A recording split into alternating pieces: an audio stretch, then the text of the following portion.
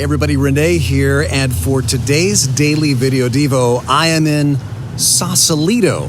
I drove up here to meet my cousin Dieter. He's my only Swiss-born relative left in the United States, and I met him for lunch. He lives up near Santa Rosa. Of course, I live in Santa Cruz, so we sort of met in the middle here in Sausalito, beautiful town.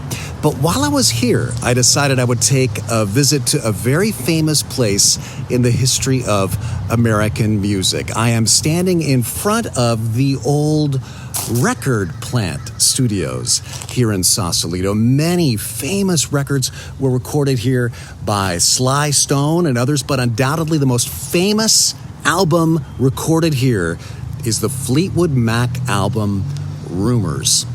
Fleetwood Mac spent nearly a year on that record, in this building mostly, and it turned into a classic, recorded right here in this nondescript building in the warehouse district of Sausalito.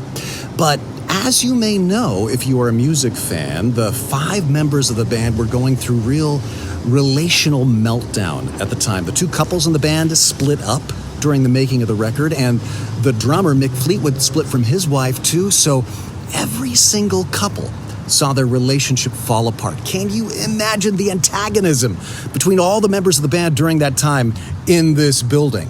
They were barely speaking to each other, and yet behind those doors, they knew they were working on something special, and so they kept coming back.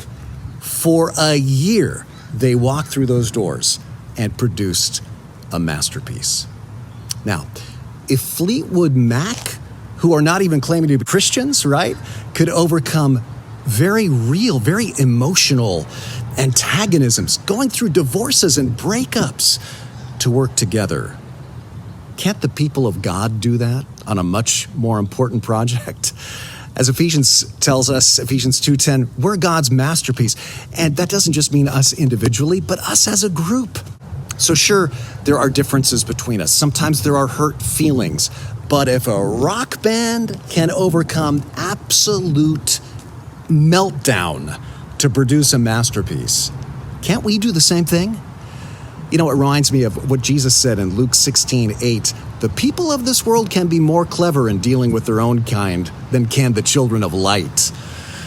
So someone uses a phrase you don't like, or holds a political position you don't like, or dresses in a way you don't like, or worships in a way you think is weird.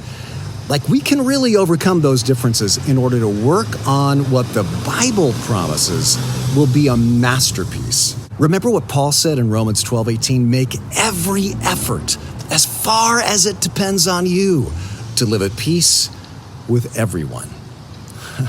If it happened here at the record plant, it can happen in church too. So let's move past our differences and work on the masterpiece that God is creating in and through us, not in a recording studio, but in our churches, in our homes, in all our relationships.